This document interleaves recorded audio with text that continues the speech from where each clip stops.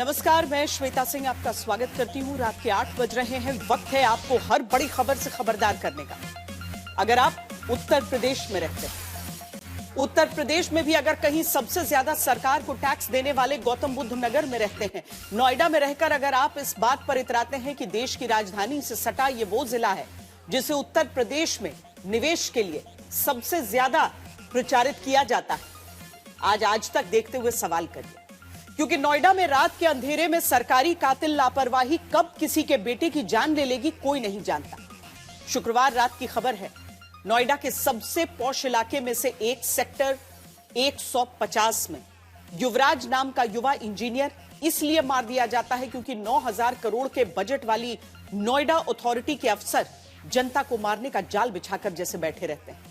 और जब आम आदमी उस सरकारी जाल में फंसकर तड़पकर बचने की गुहार लगाता है तो पुलिस, दमकल, एसडीआरएफ, इन सब के लोग 2 घंटे तक सिर्फ एक पिता की आखिरी उम्मीद को डूबते हुए देखते रहे। इसके बाद क्या हुआ यह है कि लखनऊ से भवें तनी तो नोएडा अथॉरिटी के सीईओ लोकेश एम को हटा दिया गया है, उन्हें वेटिंग लिस्ट में डाल दिया गया है। इसका मतलब क्या कार्रवाई है? नहीं, क्योंकि लोकेश एम कुछ दिनों बाद गारंटी के साथ हम कह रहे हैं कि पोस्टिंग पा जाएंगे। लेकिन जिनकी अथॉरिटी में ऊपर से नीचे तक जवाबदेह अपनी जिम्मेदारियों से मुंह फेर कर सोते रहे और 27 साल के इंजीनियर को मार दिया गया, वो कभी अपने घर नहीं लौट पाएगा। इसीलिए आज तक खबरदार करके ये पूछता है कि जहां तड़प तड़प कर मौत हुई वहां ट्रांसफर की चिट्ठी दिखाकर खाना पूर्ति क्यों हो रही है?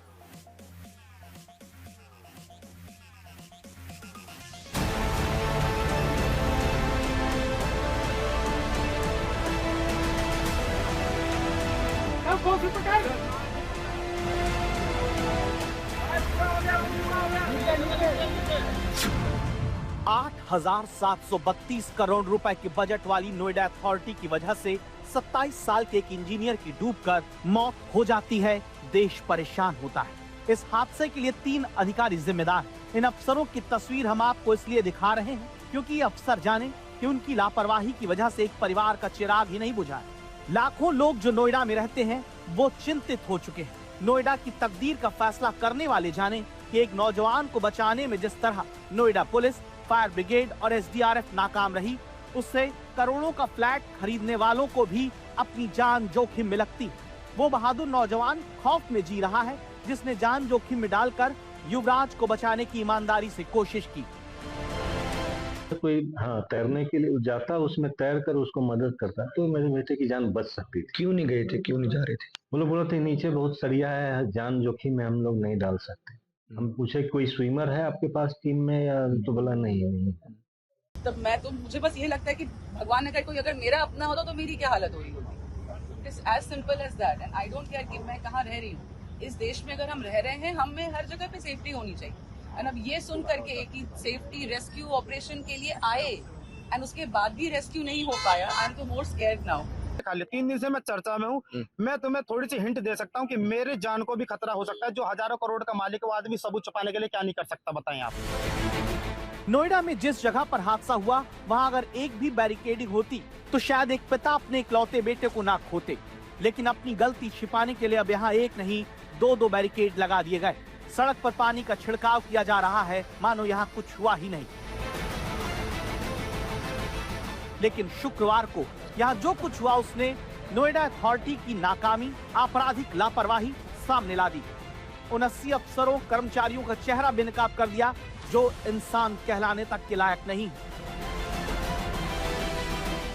3 विभाग, नोएडा पुलिस, फायर डिपार्टमेंट की टीम, एसडीआरएफ की टीम के लगभग 80 कर्मचारी इस जगह पर मौजूद थे।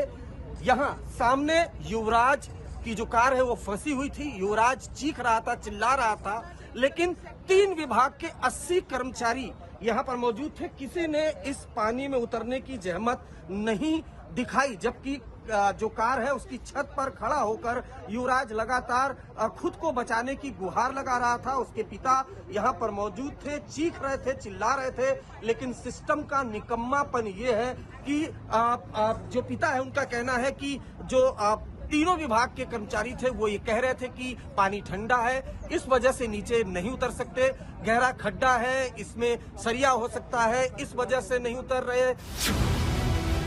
नोएडा में 27 साल का इंजीनियर बच सकता था। परिवार और चश्मदीदों का दावा है कि मौके पर मौजूद पुलिस, फायर ब्रिगेड और एसडीआरएफ के 80 लोगों में से किसी ने भी पानी में उतरने की हिम्मत नहीं दिखाई। वो लोग पानी में सिर्फ इसलिए नहीं उतरे क्योंकि उन्हें लगता था पानी बहुत ठंडा है, सरिया है, जिससे चोट लग सकती है। तो फिर उसने अपना मोबाइल टॉर्च ऑन कर लिया और तब वहां से देखा एक हल्का सा लाइट वहां पर नजर आ रहा था। बोले बेटा बैठना मत। तो नहीं, मैं बैठा हुआ नहीं हूँ, बैलेंस बिगड़ रहा था, हम लेटे हुए हैं। तो गाड़ी की छत पर वो गाड़ी से निकल कर बाहर आया और हिम्मत करके छत पर लेट गया था और वहां से हेल्प हेल्प चिल्ला रहा था ताकि कोई राह चला भी कोई आदमी उसको हेल्प कर सके। क्या तर्क दे रहे थे, क्यों अंदर नहीं गए वो देखने के लिए युवराज को? बोले कि इसमें बहुत गहरा है और जगह जगह सड़िया है, वो उसमें हम नहीं जा सकते, वहाँ पर डैमेज हो सकता है। मैं जब आया मैंने आके देखा यहाँ पर फायर ब्रिगेड वाले जो हैं वो उनके पास 3x6 की नाव थी, सेफ्टी जैकेट भी थी, 100 मीटर का रस्सा भी था, वो फिर भी अंदर नहीं गई। मैं बोला, वो कह रहे थे कि इसमें सरिया है, कुछ लोग बता रहे हैं कि इसमें सरिया है, उसमें अड़क जाएंगे, फंस जाएंगे। अब हम आपको शुक्रवार और शनिवार की आधी रात का एक वीडियो दिखाते हैं जिससे साबित हो जाएगा कि युवराज मरा नहीं, उसे सरकारी अफसरों की लापरवाह संवेदनहीनता ने मार डाला है। क्या कोशिश तो कर। झाड़ियों में फंस रहा ना आदमी, पैर ही नहीं चल रहा। क्या कह रहा है क्या बेटा? ज्यादा बहुत गहरा पानी, पैर भी ना आ रहे और इसलिए पीछे स्लो कर रहा है मुझे। अच्छा आगे नहीं जाने दे रही जैकेट। रस्सी फेंको जरा, यहाँ तो फेंको कोशिश करो। नहीं से जाएगी जैकेट। बेटा रुक जाओ, एक गाड़ी और मैंने मंगाई है, शांत रहना, उसी जगह पे रहना। इस वीडियो में फायर ब्रिगेड के कर्मचारी दिखते हैं। वो अफसर दिख रहे हैं जिनका काम है लोगों को बचाना। इनके पास खुद की जान बचाने के लिए जरूरी लाइफ जैकेट थी, फिर भी इन्होंने अपना काम नहीं किया।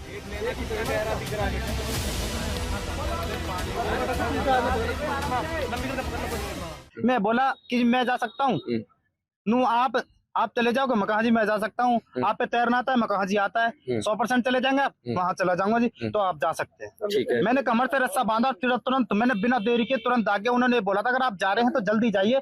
लड़के की आवाज अभी 5 मिनट पहले आनी बंद हुई है। सब चीज थी उनके पास।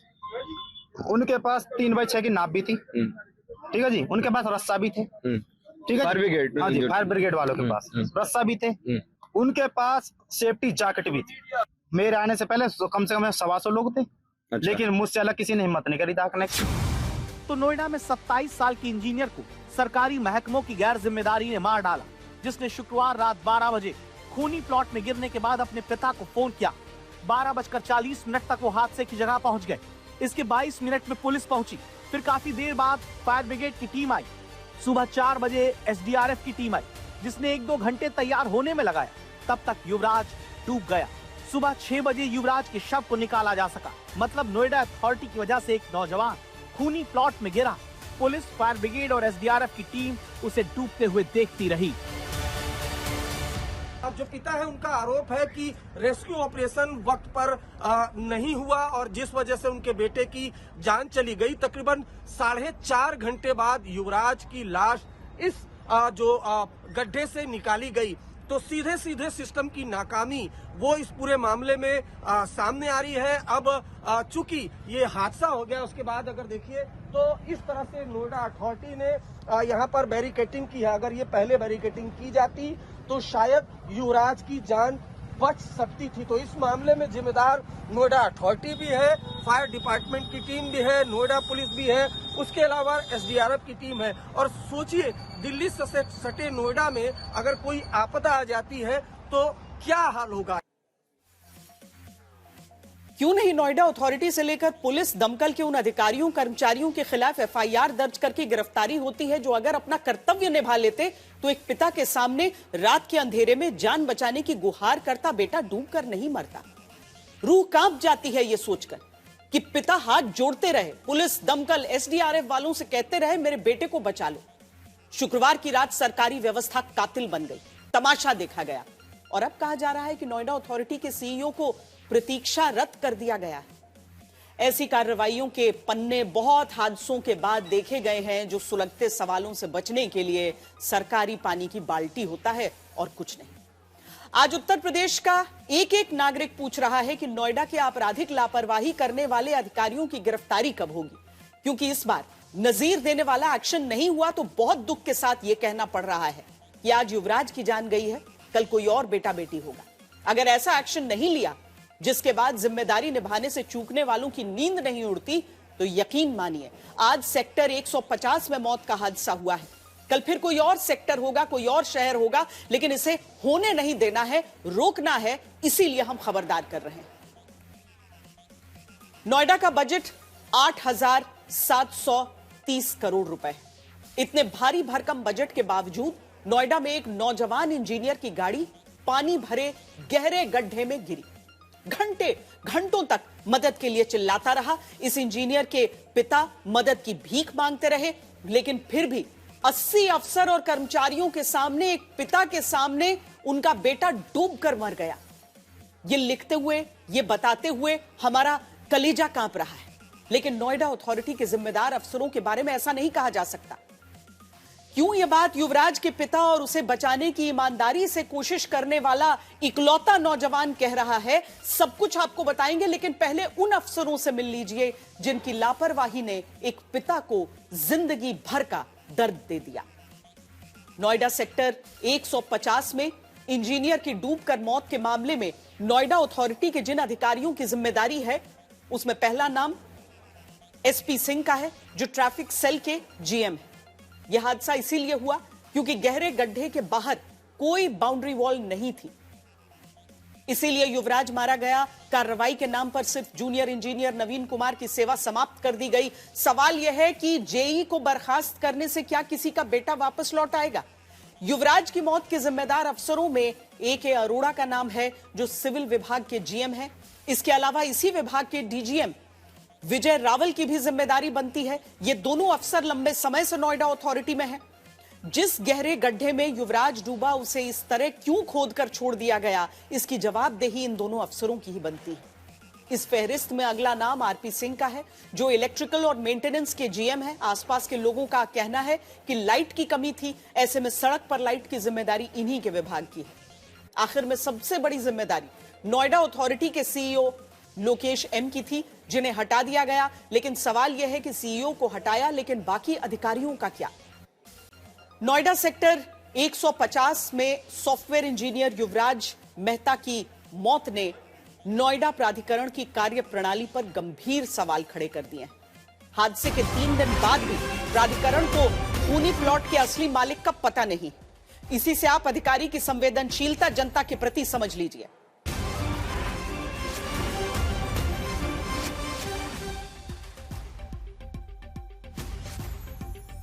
जो भी कार्रवाई की गई 150 में कार एक्सीडेंट के बाद, क्या कुछ अब तक कार्रवाई हुई है? जी, उसमें एक जेई है, उनको सेवाएं समाप्त कर दी गई है प्राधिकरण स्तर से, और शेष जो है स्पष्टीकरण मांगा गया सीओ साहब के स्तर से संबंधित का। वहाँ के रेजिडेंट्स के कई आरोप हैं, एप्लीकेशन भी दी गई है कि वहाँ लाइट्स और सिंडिकेट नहीं है, इस चीज का एक्शन हुआ है, तो उसका सारा फाइल निकलवा के देख करके जांच उपरांत कार्रवाई करेंगे। सोसाइटी के लोग कह रहे हैं कि हमने पहले भी अथॉरिटी को शिकायत दी थी, कल भी हुआ है। सर, किसकी जगह है, ये क्या है पूरा? नहीं, ये इसी की जांच चल रही है कि किसको आवंटित है और क्या करना था उनको, क्यों नहीं किया गया, सबकी जांच चल रही है। इस पूरे मामले में इतने सवाल हैं जिनके जवाब मिल जाना बहुत आवश्यक है, ताकि इस तरह की कोई और जगह न हो जो ऐसे हादसों को निमंत्रण देने के लिए तैयार खड़ी हो। हमारे साथ हमारे संवाददाता अरविंद ओझा इस समय जुड़ रहे हैं और अरविंद से हम जानकारी लेते हैं। अरविंद, ये बताइए कि ये किस तरह का जवाब हुआ कि अभी जानकारी हासिल करने की कोशिश हो रही है कि ये किसका प्लॉट था? मतलब ये सारी चीजें तो आजकल बताई जा रही है कि आपको ऑनलाइन एक क्लिक पर उपलब्ध हो जाती हैं। ये कैसे नहीं पता कि ये किसको आवंटित जमीन है? कौन वहां पर इस तरीके से एक ऐसा जानलेवा गड्ढा छोड़कर गया? माथा पीटने वाला जवाब है श्वेता, और इन अधिकारी पर तरस आता है, क्योंकि जिसके नाम ये प्लॉट आवंटित है उसके खिलाफ तो नोएडा पुलिस ने एफआईआर दर्ज कर ली है, और वो चर्चित प्लॉट है। इतना चर्चित प्लॉट है कि इलाहाबाद हाईकोर्ट ने 9,000 करोड़ का स्कैम कहा था उस प्लॉट से जुड़ी कंपनी पर, और उस पर ईडी और सीबीआई की जांच चल रही है। तो ये जो महाशय है जिन्होंने ये बयान दिया, इन पर माथा पीटने वाली बात है। देखिए, इस पूरे मामले पर खानापूर्ति तो हो ही गई थी एक्शन के नाम पर। एक जेई को सस्पेंड कर दिया गया था, बिल्डरों की कंपनी के खिलाफ एफआईआर दर्ज कर ली गई थी। वो तो आज नोएडा अथॉरिटी की लापरवाही पर खुलासा किया। सुबह हमने दस्तावेजों के जरिए बताया कि नोएडा सेक्टर 150 के लोग लगातार नोएडा अथॉरिटी को लिख रहे थे, वहां के बारे में, वहां जो ब्लाइंड स्पॉट है उसके बारे में, स्पीड ब्रेकर बनाया जाए उसके बारे में एक नहीं कई लेटर लिखे। सांसद के जरिए, सांसद महेश शर्मा के जरिए लेटर लिखवाया गया, विधायक के जरिए लेटर लिखवाया गया, लेकिन नोएडा अथॉरिटी ने आंखें बंद करके रखी और उसके बाद यह हादसा हो गया। सिविल इंजीनियर की जान चली गई। अगर कहीं कोई अपनी जिम्मेदारी ईमानदारी से निभा रहा होता तो आज ये दिन देखने के लिए नहीं मिलता। बहुत शुक्रिया अरविंद ओझा, हमारे संवाददाता ये जानकारी दे रहे हैं। लेकिन दरअसल जानकारी अभी हासिल करने की जरूरत नोएडा अथॉरिटी के इन अधिकारियों को है। जिस तरह के सवाल यहां पर खड़े हो रहे हैं वो सवाल इस शहर में उठने नहीं चाहिए। नोएडा सेक्टर 150 में एक 2 BHK की कीमत करीब 2 करोड़ के आसपास है। ये हम आपको इसीलिए बता रहे हैं ताकि आप समझ सकें कि कितनी बड़ी रकम देकर लोग यहां पर फ्लैट लेते हैं, इस उम्मीद में कि बुनियादी ढांचा ठीक होगा, रोड, बिजली, पानी बेहतर होगा। लेकिन नोएडा अथॉरिटी यहां रहने वाले लोगों को बेसमेंट के लिए खोदे गए गहरे गड्ढे से बचाने के लिए एक दीवार तक नहीं बना सकी। यानी करोड़ों के फ्लैट और 2 कौड़ी की जिंदगी।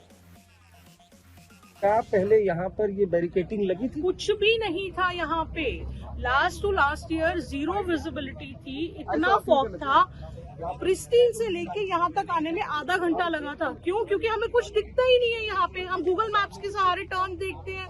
ये इस बैरिकेडिंग, ये जो पाथ है इसके सहारे हम लोग मुड़ के जाते हैं। कुछ भी नहीं था यहाँ पे, कुछ भी बैरिकेडिंग नहीं है, कोई पुलिस पेट्रोलिंग नहीं है, कुछ भी नहीं है यहाँ। ये तो अभी हुआ है, परसों के बाद से। मेरा आप मुझे बताइए, अगर कोई कार स्पीड से अभी भी आ रही है तो ये रुक पाएगी? नहीं रुकेगी, जाएगी सीधा अंदर। जब भी फॉग होता है यहाँ पे निकलना ही हमें मंजूर नहीं है। हमारे जैसे ही फॉग होता है सोसाइटी ग्रुप में मैसेजेस आने शुरू हो जाते हैं, 0 विजिबिलिटी है, ब्लाइंड स्पॉट है, ध्यान से जाइएगा, यहाँ पे कुछ नहीं दिखता। और ये बैरिकेडिंग वगैरह अभी हुई है, पहले कुछ भी नहीं था। ये पिछले 2 दिन में हुआ है जो दिखाइए बैरिकेडिंग।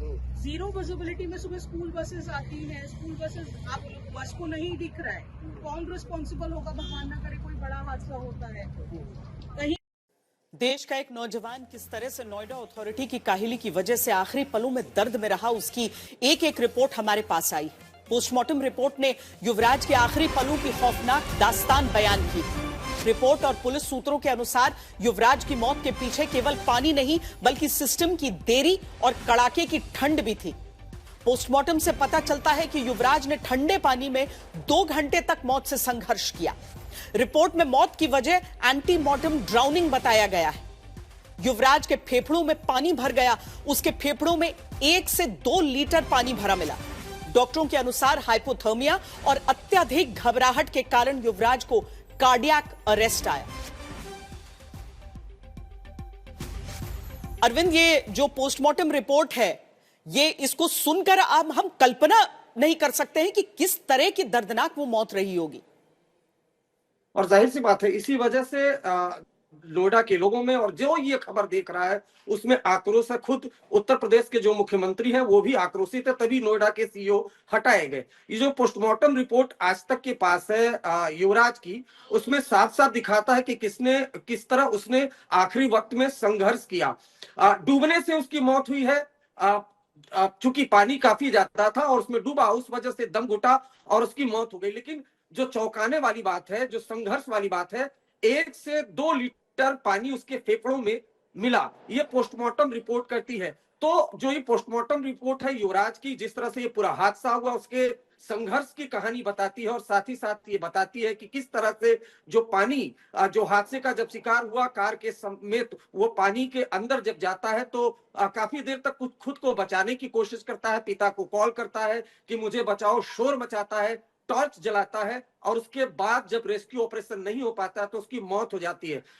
जो डेड बॉडी है उसको कब्जे में लेकर पोस्टमार्टम के लिए भेजा जाता है और पोस्टमार्टम रिपोर्ट जो सामने आई है उसमें पानी में डूबने से मौत हुई है। पानी में जब डूबा है तो दम घुटा है और कार्डियक अरेस्ट आया, उस वजह से मौत हुई है। लेकिन संघर्ष की कहानी फेफड़े बताते हैं, जिसमें 1 से 2 लीटर पानी मिला है पोस्टमार्टम रिपोर्ट में। श्वेता, ये जिस तरह का हादसा हुआ है, ये हादसा इसीलिए हुआ क्योंकि जहां पर इंजीनियर की डूबने से मौत हुई वहां पर कोई दीवार नहीं थी, कोई बैरिकेडिंग नहीं। यहां पर 15 दिन पहले भी हादसा हुआ था, लेकिन तब ट्रक बेसमेंट के लिए खोदे गए गड्ढे में गिरा था, उसका ड्राइवर बच गया था। इसके बाद से लगातार नोएडा सेक्टर 150 के स्थानीय लोगों ने इस खतरे को लेकर स्थानीय सांसद महेश शर्मा से लेकर नोएडा अथॉरिटी को लिखा, पर कोई कार्रवाई नहीं हुई और 27 साल का युवराज डूब गया।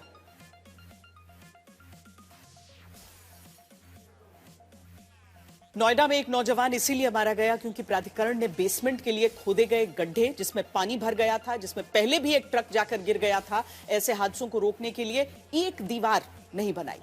वो भी तब जब पैसे की नोएडा अथॉरिटी के पास कोई कमी नहीं है। आपने सुना होगा कि बीएमसी का 75,000 करोड़ का बजट है। नोएडा अथॉरिटी का एक साल का बजट भी कम नहीं है। नोएडा अथॉरिटी ने इस वित्तीय वर्ष 2025-26 के लिए 8,732,000 करोड़ रुपए का बजट पास किया।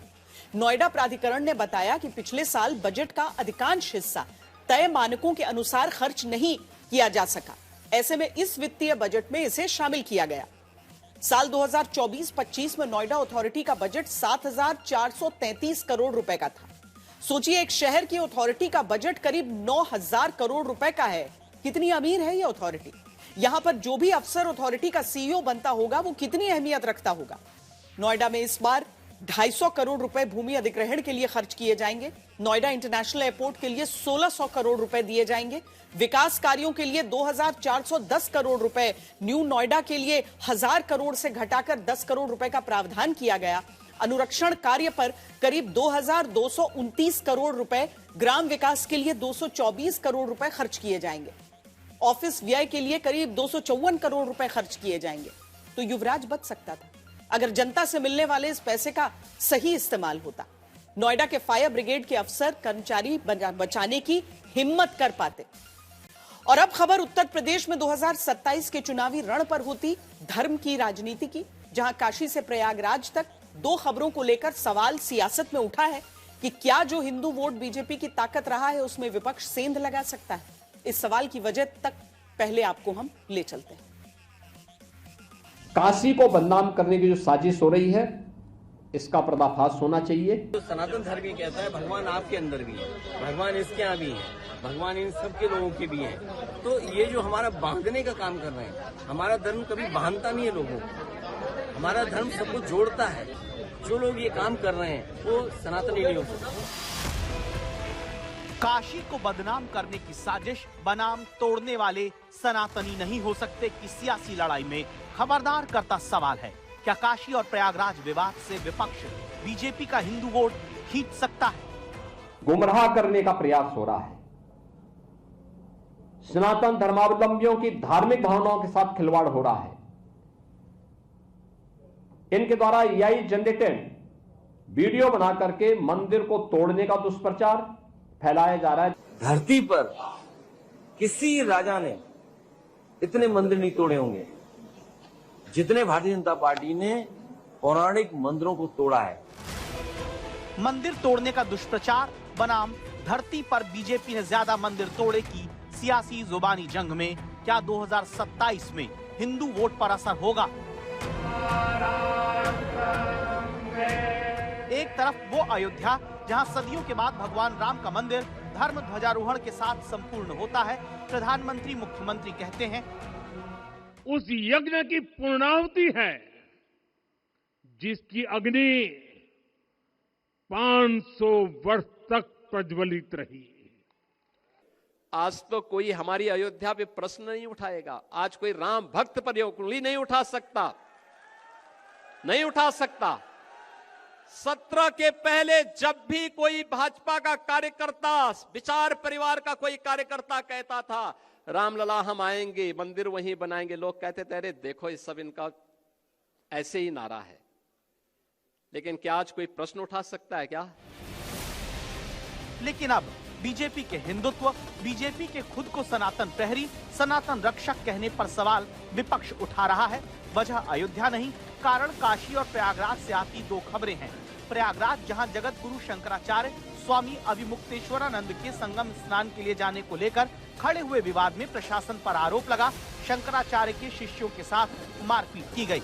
वहीं काशी में मणिकर्णिका कॉरिडोर बनाने के क्रम में जब चबूतरा टूटता है तब विपक्ष बीजेपी को हिंदू और हिंदुत्व के मुद्दे पर घेरने लगता है।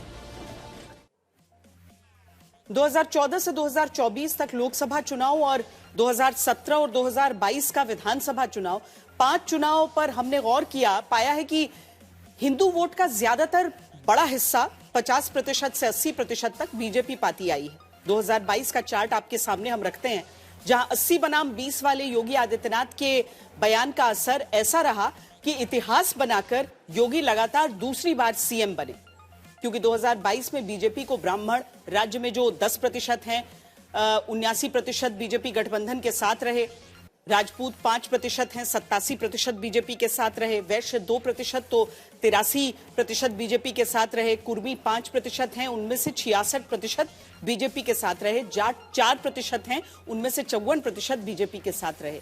हिंदू वोट जो करीब 80% उत्तर प्रदेश में है, इसमें से जाटव, गैर जाटव और यादव को छोड़कर हर हिंदू जाति ने 50% से ज्यादा वोट बीजेपी को दिया था। तो क्या इसीलिए अब काशी के मणिकर्णिका घाट पर मूर्ति तोड़ने और मंदिर तोड़ने का दावा करके बीजेपी को हिंदू सनातन विरोधी बताकर विपक्ष हिंदू वोट तोड़ना चाहता है? सवाल है कि क्या बीजेपी के हिंदू वोट को नुकसान विपक्ष दे भी सकता है?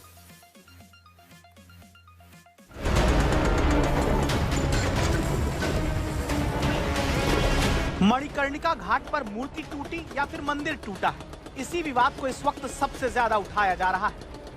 हमारे पूर्वजों ने जो सजोया, जो बनाया, हम उसको नष्ट कर दें। ये दुर्भाग्य है कि ऐसी सरकार है जो हेरिटेज, हिस्ट्री को बर्बाद करना चाहती है। कम से कम वो लोग जो धार्मिक और सनातन की बात कर रहे हैं, तो जो हमारी परंपरा जिससे बचनी है, हमारा जो इतिहास जिससे बचना है, हमारी जो पुरानी पीढ़ी हमें दे के गई है, हमारी इस पीढ़ी की जिम्मेदारी बनती है कि अगले पीढ़ी तक कैसे सजो करके ले जाएं, कैसे संरक्षण करके ले जाएं।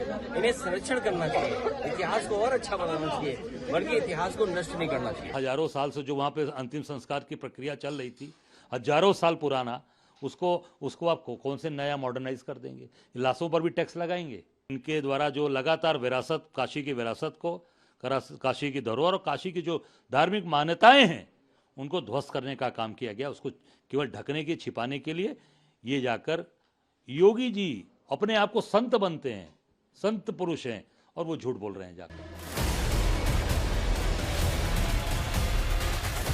विपक्ष के ये आरोप काशी के उस मणिकर्णिका घाट को लेकर लग रहे हैं, जहां मालवा की महारानी अहिल्याबाई होलकर ने अपने हाथ से एक घाट संवारा 254 साल पहले 1771 में। वही मणिकर्णिका जहां विकास की मशीनों की तेज आवाज के बीच धूल में इतिहास को मिटाने का आरोप लगाते विपक्ष के सुर तेज होने लगे हैं। वो महाशमशान जहां चिता की आग कभी ठंडी नहीं होती, अब वहीं से हिंदू वोट की राजनीति वाली ज्वाला उत्तर प्रदेश में जलने लगी है। मंदिर का डेवलप किया जा रहा है, इस मंदिर का रेस्टोरेशन हो और अच्छा हो और क्षण हो, लोगों को और सुविधाएं मिले, जो श्रद्धालु आ रहे हैं या जो यहाँ मंदिर के दर्शन के लिए आते हैं, उनको सुविधाएं मिले। हर बार कुछ न कुछ करते हैं, तो ये ऐसे ही है, और पूरा काशी का सब बुरा कर दिया, न क्यूटो बना न काशी रही। किसी भी प्रियजन के अंतिम विदाई के समय सम्मानजनक ढंग से वहां पे साफ सुथरे वातावरण में मां गंगा के सानिध्य में उन्हें अंतिम संस्कार के कार्यक्रम के साथ जोड़ा जा सके। एक तरफ जन भावनाओं का सम्मान करेगी, लेकिन कोई भी ऐसी भड़काने वाली कार्रवाई जो जन भावनाओं के साथ खिलवाड़ करने वाली होंगी और लोगों को भड़काने वाली होंगी, उसको भी स्वीकार नहीं करेगी। 1771 से 1785 के बीच देवी अहिल्याबाई ने काशी में मणिकर्णिका घाट समेत 5 घाटों का निर्माण कराया। उस दौर में इस घाट पर हजारों रुपए खर्च हुए। जब एक एक आने का हिसाब रखने वाली अहिल्याबाई होलकर के लिए ये सिर्फ निर्माण नहीं, धर्म का संकल्प था। अब उसी घाट पर मूर्ति और मंदिर तोड़ने का आरोप विपक्ष ने लगाया, तो सरकार ने निर्दलीय सांसद पप्पू यादव और आम आदमी पार्टी के सांसद संजय सिंह समेत 8 लोगों के खिलाफ सोशल मीडिया में भ्रम फैलाने, धार्मिक भावनाओं को भड़काने के मामले में वाराणसी के चौक थाने में 8 FIR दर्ज करके आरोपियों को धारा 179 भारतीय नागरिक सुरक्षा संहिता 2023 के तहत नोटिस भेजकर 72 घंटे में जवाब मांगा है।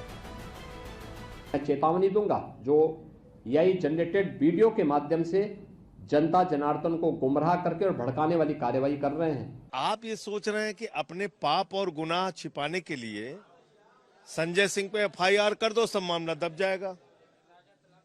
जाके काशी के लोगों से पूछो, मणि तोड़ी कि नहीं तोड़ी, घाट तोड़ा कि नहीं तोड़ा, मंदिर तोड़ा कि नहीं तोड़ा, माता अहिल्याबाई होलकर जी की प्रतिमा तोड़ी कि नहीं तोड़ी। कौन है माता अहिल्याबाई होलकर जी? वो हैं जिन्होंने काशी विश्वनाथ मंदिर का जीर्णोद्धार कराया। और ये बेशर्म लोग सोच रहे हैं कि मुकदमा लिख दिया, काम हो गया इनका। 4 मुकदमा और लिख दो। सरकार कहती है कि विपक्ष के कुछ लोग एआई तस्वीरों के साथ झूठी तस्वीर फैलाकर धार्मिक भावना भड़काना चाहते हैं। उधर सोशल मीडिया से अफवाह फैलाने के एफआईआर दर्ज होने के बाद अखिलेश यादव ने सोशल मीडिया में लिखा कि बीजेपी के हर झूठ की एक दवाई, पकड़े जाओ तो कहो ये है एआई। कांग्रेस भी सवाल उठा रही है।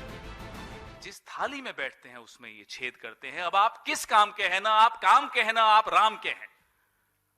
अभी पिछले हफ्ते हमारे साथियों ने यहां प्रेस वार्ता की। वाराणसी में देवी अहिल्याबाई होलकर जी का कैसे मूर्ति को तोड़ा गया और मुख्यमंत्री आकर एफआईआर करा रहे हैं उन लोगों पर जो उस बात का खुलासा करते हैं। कहते हैं साहब ये एआई है। माफ कीजिएगा, ये एआई नहीं है, ये बेहयाई है। इस बीच अहिल्याबाई होलकर की मूर्ति तोड़ने को लेकर पाल समाज के कुछ लोग नाराजगी जताते हुए जब सोमवार को मणिकर्णिका घाट की तरफ बढ़ने लगे, पुलिस ने उन्हें रोककर पीछे कर दिया। फिलहाल मणिकर्णिका घाट तक तंग गलियों से गुजरकर पहुंचा जाता है, जहां दाह संस्कार की मूलभूत सुविधाएं बेहद जर्जर और गंदगी से भरी पड़ी रहती हैं। लेकिन काशी कॉरिडोर से सटे हुए मणिकर्णिका घाट के कायाकल्प की परियोजना को प्रधानमंत्री मोदी ने कुछ समय पहले अपने विजन काशी में शामिल किया था। पहले ही प्रथम चरण के लिए 35 करोड़ की राशि आवंटित की जा चुकी है और जल्द ही मणिकर्णिका घाट नए रूप में सामने लाने के लिए प्रयास किए जा रहे हैं। सरकार ने जो मणिकर्णिका घाट को नए सिरे से बनाने की तैयारी की है, उसके प्रोजेक्ट की तस्वीरों के अनुसार बनने के बाद अंतिम संस्कार के लिए बना हुआ घाट कैसा दिखेगा, वो तस्वीरें भी हमने निकाली हैं। इस घाट के बारे में ये कहा जाता है कि 24 घंटे 365 दिन यहां कभी चिता की आग नहीं बुझती। ऐसे में अब पीएम मोदी के विजन में यहां की सुविधाओं को शामिल किया गया है। यहां जलने वाली चिताओं से निकलने वाला धुआं और राख कहा जाता है कि कॉरिडोर तक जाता है, जहां श्रद्धालु और पर्यटक भी पहुंचते हैं। ऐसे में अब जबकि कॉरिडोर बिल्कुल मणिकर्णिका घाट से सट गया है, यहां मणिकर्णिका घाट के कायाकल्प की जरूरत महसूस की जा रही थी, जहां एक घाट का चबूतरा और उससे जुड़ी मूर्ति टूटने को लेकर विवाद का पूरा सच सीधे मणिकर्णिका घाट से पता किया है। हम इस वक्त उसी मणिकर्णिका घाट पर मौजूद हैं जहां पर इस वक्त पूरा विवाद बना हुआ है। दरअसल मणिकर्णिका घाट की एक मणि यानी कि एक चबूतरे को तोड़ने के बाद से ये विवाद शुरू हुआ। उस चबूतरे के चारों तरफ बहुत पुरानी मूर्तियां थीं। चबूतरे पर कहा जाता है अहिल्याबाई होलकर की मूर्ति थी और ये तमाम चीजें टूटी। लेकिन जिस जगह हमारी मौजूदगी है, पहले हम आपको इस पूरे इलाके को दिखाते हैं। मेरे बाएं तरफ अगर आप देखेंगे तो ये मुख्य जिसे कहते हैं कि मणिकर्णिका का मशान मंदिर है।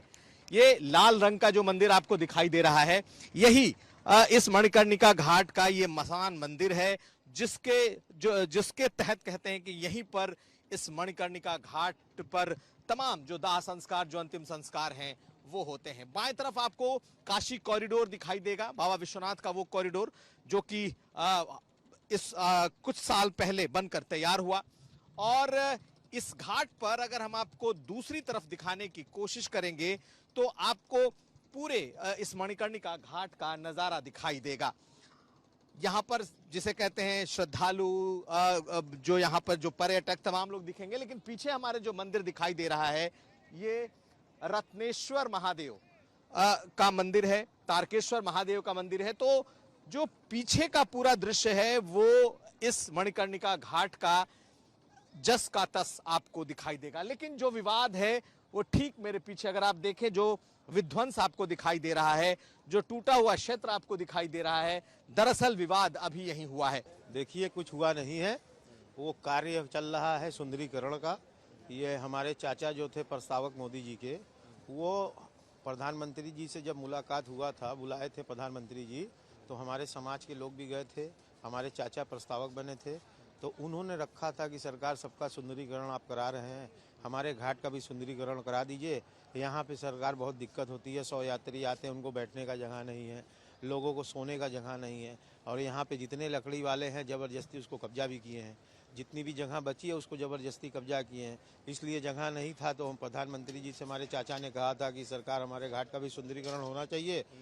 ना तो मंदिर टूटी है, देखिए कोई भी चीज़ तोड़ने निर्माण करने के लिए पुरानी चीज़ हटाई जाती तभी नई चीज़ रखी जाती है, और पुरानी चीज़ को तोड़ा नहीं गया है, उसमें प्राण प्रतिष्ठा नहीं हुई थी किसी की। तो मणिकर्णिका घाट पर जो टूटा है, जो मणि टूटी है, मूर्तियां कहा जा रहा है कि मूर्तियां तोड़ी गई हैं, मंदिर टूटा है, कितनी सच्चाई है? नहीं, विगत 2-3 साल से यहाँ पे मणिकर्णिका कॉरिडोर का निर्माण 2 सालों से चल रहा है।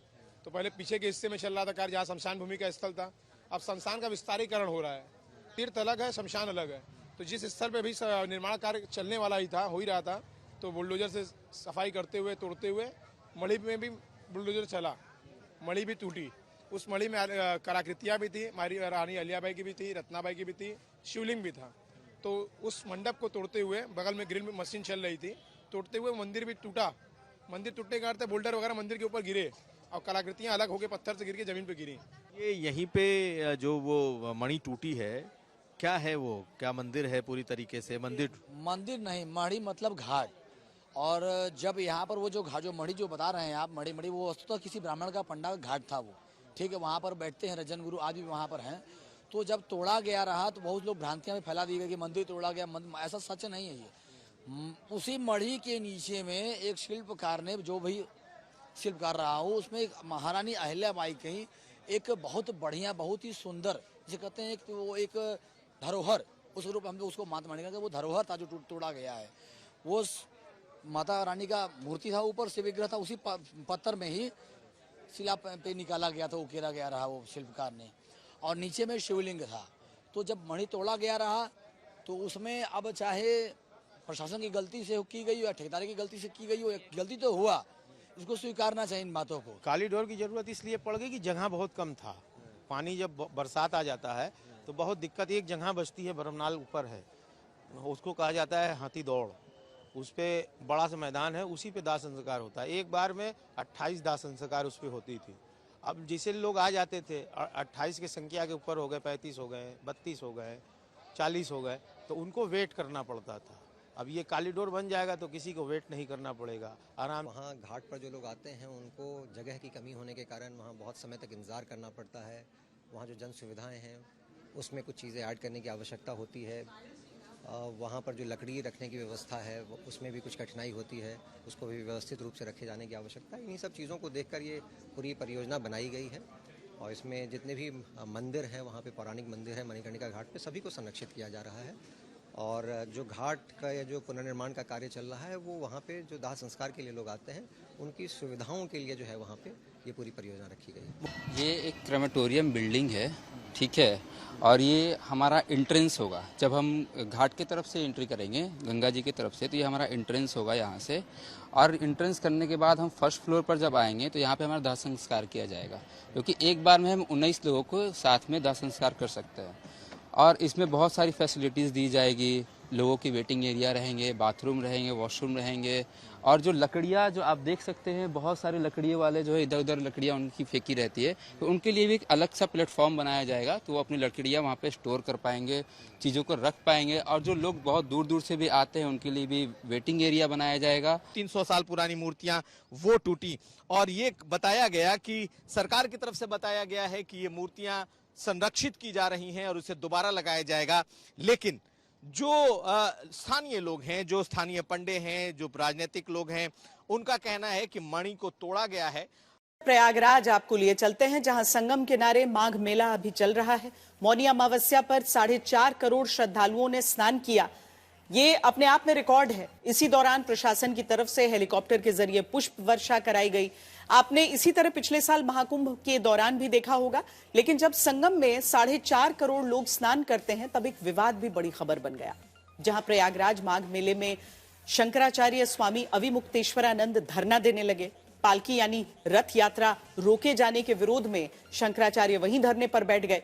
आज दोपहर मीडिया से उन्होंने बात की, कहा जब तक प्रशासन आकर माफी नहीं मांगता तब तक अपने आश्रम में प्रवेश नहीं करेंगे। वहीं प्रशासन किसी भी तरह के अपमान के दावे को खारिज करता है।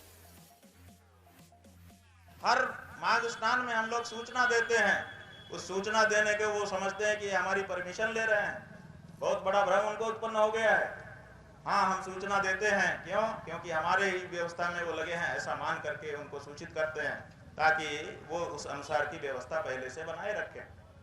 जो सूचना प्रतिवर्ष हमारे शिविर के द्वारा उनको दी जाती है, वो इस वर्ष भी दी गई थी। सीधे कागज ले जाकर के दिया गया, रिसीविंग नहीं देते हैं, इसीलिए व्हाट्सएप के माध्यम से उनको सूचित किया गया। हमारे जो प्रभारी हैं उनका व्हाट्सएप आप लोग चेक कर सकते हैं। 3 दिन पहले से उनको सूचना दी जा रही है, पूरा कार्यक्रम लिख करके दिया जा रहा है कि ये कार्यक्रम है, ये कार्यक्रम है, व्यवस्था बनाइए। और उनकी तरफ से फोन आकर के कहा जाता है कि कोई बात नहीं, कोई बात नहीं। आप कहते हैं परमिशन नहीं लिया। हम कह देना चाहते हैं कि अगर प्रशासन ये शब्दावली वापस नहीं लेता है कि साधु संत परमिशन ले, तो हम प्रशासन को यहाँ पर काम नहीं करने देंगे भविष्य में। उन्होंने ऐसा बर्ताव, हम लोग उन्हीं के साथ स्नान के लिए गया था, मैं रात दंड पकड़ा हुआ था, तो परमाराध्य भगवान के साथ हम लोग स्नान के निकले। जैसे निकले वहाँ पे 2 नंबर के गेट में बैरियर लगा था।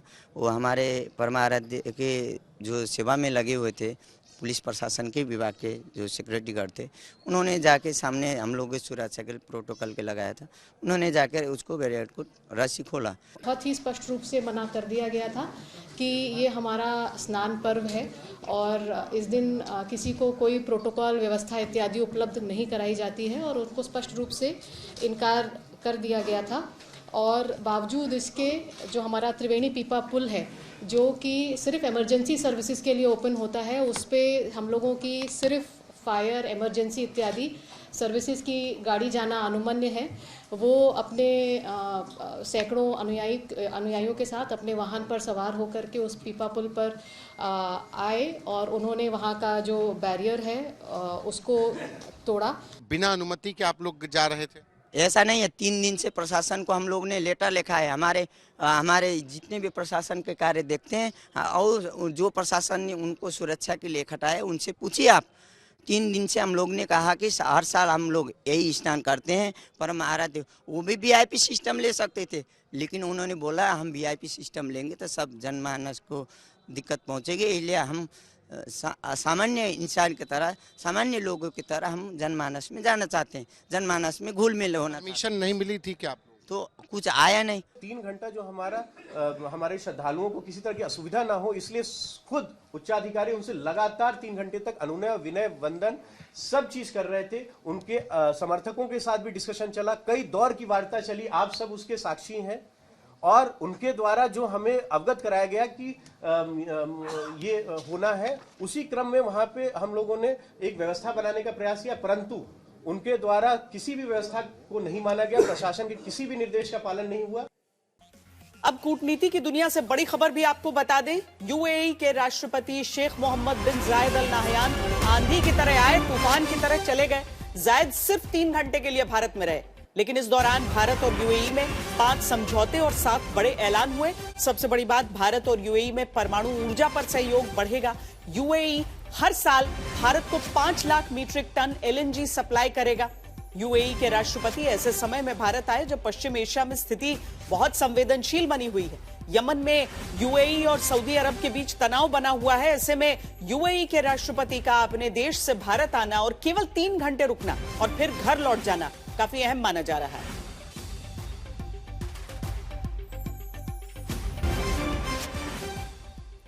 तो दौरे से क्या निकल कर आया वो तो हम बातें आपको बता रहे हैं, पर दौरा इतना छोटा, इतना तेज रफ्तार क्यों रहा, वो जानने के लिए हम आपको सीधे लिए चलते हैं प्रणय उपाध्याय के पास। प्रणय, क्या हुआ? ये केवल 3 घंटे का दौरा, ये 2020 कूटनीति क्यों?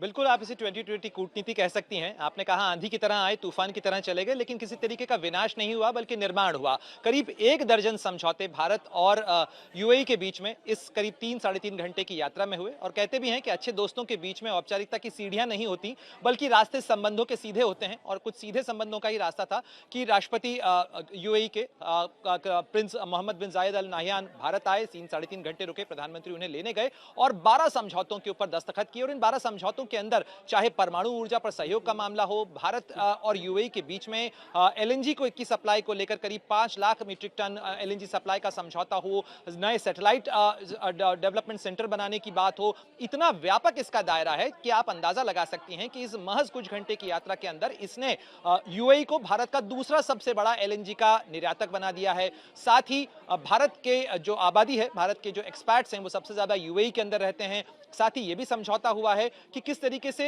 जो ट्रेड और टैरिफ का इस समय माहौल चल रहा है कि कैसे भारत और यूएई मिलकर न केवल पश्चिम एशिया के अंदर भारतीय उत्पादों का विपणन करेंगे, वहां भारत के उत्पादों को बाजार मिल पाएगा, बल्कि अफ्रीका में भी मिलकर किस तरीके से बाजार और कारोबार बढ़ाया जा सकता है, भारत में निवेश किया जा सकता है। बहुत शुक्रिया प्रणय उपाध्याय, ये जानकारियां दे रहे थे कि किस तरीके से छोटा दौरा लेकिन कितना अच्छा दौरा दो देशों के बीच ये रहा है। आखिर में भारतीय जनता पार्टी को अपना नया राष्ट्रीय अध्यक्ष मिल गया है, नितिन नबीन, जो कि भारतीय जनता पार्टी के अब तक के सबसे युवा राष्ट्रीय अध्यक्ष हैं। कल प्रधानमंत्री मोदी से मुलाकात करेंगे। अभी के लिए इतना ही। देश और दुनिया की बाकी खबरों के लिए देखते रहिए आज तक और हरदम रहिए खबरदार।